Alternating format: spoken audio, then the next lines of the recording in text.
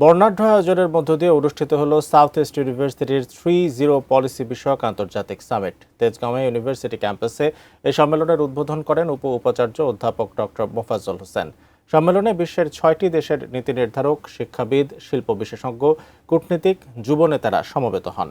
South east ইউনিভার্সিটির উপাচার্য অধ্যাপক ডক্টর ইউসুফ মাহবুবুল ইসলামের সভাপতিত্বে অনুষ্ঠিত আয়োজনে প্রথম অধিবেশনে প্রধান অতিথি ছিলেন গ্রামীণ গ্রুপের চেয়ারম্যান আশরাফুল হাসান।